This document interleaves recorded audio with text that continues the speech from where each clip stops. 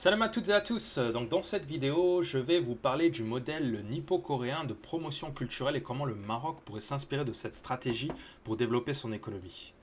Le Maroc est un pays béni du fait qu'il a une histoire longue et une culture extrêmement riche qui n'est malheureusement pas assez mise en valeur sur la scène internationale. La création artistique ou littéraire n'est pas assez développée au Maroc. Même si le pays est déjà un poids lourd dans le monde arabe au niveau de la musique, je peux notamment citer Saad El-Mjared qui cumule des milliards de vues sur YouTube. Le secteur cinématographique est par contre extrêmement sous-développé au Maroc. Il y a quelques films qui font irruption dans les festivals internationaux, mais ce sont en général des films contemporains, très critiques de la société marocaine pour un public de psychopathes du showbiz international. Ce dont le Maroc a besoin, c'est de produire des films et des séries à sensation, qui font rêver et qui promeuvent la culture, l'histoire et les traditions du pays. Un peu sur le modèle nippo-coréen. Après la Seconde Guerre mondiale, le Japon est complètement détruit. Le pays est sous l'administration des États-Unis. À l'époque, les Américains conseillent aux Japonais de redorer leur image en promouvant une culture bisounours pour toucher les plus jeunes afin de changer complètement leur image à l'étranger. Et c'est à cette époque que naissent les mangas qui mettent en valeur la société et l'histoire japonaise de manière fantasmée. Dans les années 80, les jeux vidéo prennent le relais. Ce n'est pas une coïncidence si le japonais est un leader mondial dans le secteur des jeux vidéo. Ça a été voulu par le gouvernement japonais qui a utilisé cette nouvelle plateforme pour promouvoir le Japon à l'étranger. Encore une fois, la stratégie, c'est de toucher les enfants pour construire l'image du pays le plus tôt possible dans le développement de cette jeunesse. Qui sait, aujourd'hui, en Occident, que le Japon a installé des camps de concentration dans la Mandchourie, en Chine, où ils ont opéré des expérimentations terribles sur des civils chinois. Je peux notamment citer le camp 731. Il y a des vidéos des expérimentations qui circulent sur Internet. S'il vous plaît, ne regardez pas ces vidéos, elles vont vous hanter pour le reste de votre vie. Ce qu'ont fait les Japonais en Chine est inimaginable. Les nazis à côté sont des bisounours. La seule raison qui explique l'absence d'un procès Nuremberg au Japon, c'est que le Japon a toujours eu une armée importante et un empereur vénéré par la population. La seconde raison, c'est que les Japonais n'ont pas massacré de peuple blanc et donc leurs crimes sont moins importants selon la logique raciste de l'époque qui attribue plus de valeur à la race blanche. Enfin, le dernier élément, c'est le transfert technologique. Les Japonais acceptent de transférer toutes les inventions et découvertes pendant la Seconde Guerre mondiale aux États-Unis. D'ailleurs, beaucoup de produits chimiques et médicaux seront développés et expérimentés dans les camps de concentration chinois. Donc au lendemain de la guerre, le Japon a adopté cette stratégie de promotion culturelle bisounours qui a donné naissance à Pokémon, Hello Kitty, à la J-pop, à l'univers des mangas et aux jeux vidéo. Aujourd'hui, le Japon jouit d'une meilleure image que l'Allemagne qui n'a pas pu adopter la même stratégie du fait de sa partition après la Seconde Guerre mondiale et du rappel incessant de ses crimes en Occident. Après la Seconde Guerre mondiale, l'Allemagne est restée sous occupation étrangère pendant plus de 44 ans jusqu'à la chute du mur de Berlin. Les Allemands ont un rapport qui est d'ailleurs assez spécial à la démocratie. C'est un pays autoritaire qui n'aime pas le changement. La preuve, Angela Merkel a été au pouvoir pendant 15 ans, Adenauer a été au pouvoir pendant 14 ans et Hitler 12 ans. Ils n'ont rien à envier aux dictateurs africains. Pour revenir à notre sujet, la Corée du Sud est en train de marcher sur les pas du Japon, notamment grâce à sa K-pop et ses artistes comme BTS. La K-pop a d'ailleurs complètement remplacé la J-pop. Mais là où la Corée du Sud excelle, c'est bien sûr au niveau des séries télévisées. Le pays les produit à la chaîne et utilise les plateformes américaines comme Netflix pour les partager avec le monde. C'est cette stratégie que le Maroc doit adopter au plus vite. Le Maroc a plusieurs atouts qui pourraient lui permettre d'arriver à cet objectif rapidement. Tout d'abord, le Maroc a une industrie cinématographique de pointe. Énormément de productions américaines et européennes viennent au Maroc pour tourner leurs films.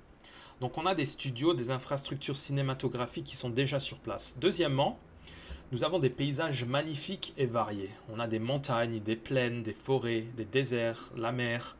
On a aussi des monuments magnifiques qui pourraient être le décor d'une série historique autour des Almohades ou des Almoravides, sur la conquête de l'Espagne ou celle de l'Afrique. On pourrait vendre cette grosse production à Netflix et utiliser le monde arabe dans un premier lieu, et ensuite les Turcs et voire même les musulmans par extension. Il doit certainement déjà y avoir des productions arabes sur ce sujet, mais ils ont dû s'attribuer les conquêtes de nos dynasties. Il est grand temps que le Maroc se réapproprie son histoire. Et pour que cette stratégie fonctionne, on doit toucher un public occidental. C'est non seulement le plus grand marché du monde, le marché occidental, mais c'est aussi en Occident que les images se font et se défendent. Le Maroc doit faire preuve d'imagination et de créativité. Il ne faut pas hésiter à utiliser le thème du fantastique pour toucher le public jeune. Le Japon a compris que la jeunesse était l'avenir du monde et qu'il fallait lui vendre du rêve. Ils nous font un Game of Thrones avec en arrière-plan un environnement 100% marocain. Une fiction qui met en avant des combats entre rois de différentes dynasties et des créatures mystiques. C'est ce genre de contenu qui pourrait s'exporter rapidement s'ils sont bien faits. Il faut que le Maroc sorte des sitcoms débiles avec des histoires d'amour banales et un scénario sans aucune imagination. La telenovela a fait son temps. Il faut passer à autre chose. Je ne dis pas qu'il faut arrêter avec les histoires d'amour, mais qu'on diversifie les productions et qu'on arrête de se concentrer sur le marché marocain. Il faut être beaucoup plus sophistiqué que ça. Donc les films, les séries, la littérature, la musique et la culture en général sont très importants parce qu'ils contribuent au rayonnement du pays à l'étranger. Les séries permettent aussi, grâce au placement publicitaire, de dorer l'image des marques locales. Les Coréens placent énormément de produits dans leurs séries comme des voitures, des téléphones, ce qui leur permet de financer leur production. James Bond a par exemple propulsé l'Aston Martin sur la scène internationale qui est à jamais associée au film à succès. C'est aussi un facteur de confiance pour les acteurs économiques. Il y a toute une image qui s'est construite autour du Japon et qui suscite la fascination et l'admiration pour ce pays. Les jeunes PDG des plus grandes entreprises internationales ont grandi avec les mangas et les dessins animés japonais à la télé, et ils ont un sentiment de confiance quand ils négocient avec les Japonais. C'est presque inconscient, on ne le réalise même pas. L'Algérie, par exemple, aura extrêmement de mal à se développer si elle ouvrait son économie demain du fait de son image. Très peu de personnes à travers le monde ne connaissent ce pays.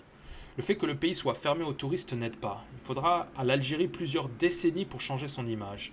Le jeune Ben Salman d'Arabie Saoudite a compris que la fermeture n'aidait pas le pays à se développer. Et c'est pour ces raisons qu'il a entrepris l'ouverture du pays aux touristes internationaux. Donc en conclusion, le Maroc devrait se concentrer sur des productions historiques mais aussi fantastiques à gros budget à destination d'un public international et jeune. Encore une fois, le Maroc a tous les atouts pour promouvoir sa culture à l'international. Cependant, il faut une véritable stratégie au niveau de notre ministère de la Culture. J'ai déjà abordé ce problème dans une autre vidéo sur le vol de l'histoire du Maroc sur Wikipédia par des activistes algériens et comment le ministère de la Culture était inutile pour endiguer ce problème. J'avais même proposé des idées simples et innovantes pour s'assurer de la préservation de notre histoire sur Internet, comme par exemple intégrer dans le cursus scolaire des écoles d'histoire et des sciences humaines au Maroc 2 heures par semaine où les étudiants iraient sur Wikipédia et Internet pour corriger les erreurs historiques et mettre à jour l'information. Ça leur permettrait de maîtriser un outil numérique et d'apprendre à rechercher et sourcer l'information. Ça aurait donc un avantage pédagogique, mais aussi patriotique avec la défense de notre culture marocaine sur Internet. Mais je ne suis qu'un simple citoyen et ce genre d'idée doit venir du ministère de la Culture et de l'Éducation. C'est un autre exemple de cette incompétence de certains ministères. La réécriture de l'histoire et de la culture du Maroc sur Wikipédia est la conséquence de l'incompétence de notre ministère de la Culture qui n'a pas su promouvoir notre histoire et nos traditions dans le monde. La plupart des gens ne lisent pas de livres, mais ils regardent des films et des séries sur Netflix et jouent aux jeux vidéo. Aladdin de Disney et le jeu vidéo Assassin's Creed ont plus contribué à la renommée mondiale de la culture islamique que toutes les productions de tous les pays musulmans réunis. Donc le meilleur moyen de préserver notre histoire, c'est de l'adapter à un format audiovisuel. Les pouvoirs publics en France financent régulièrement des projets audiovisuels qui traitent de l'histoire du pays, de Napoléon à Louis XIV. Il y a aussi l'exception culturelle française qui permet de mettre en place une fiscalité réduite pour les producteurs de films français. Où est l'exception marocaine ?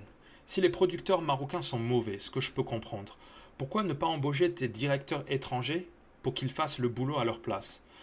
La célèbre série fantastique coréenne Kingdom a nécessité un budget de 30 millions de dollars seulement et elle a rapporté le double.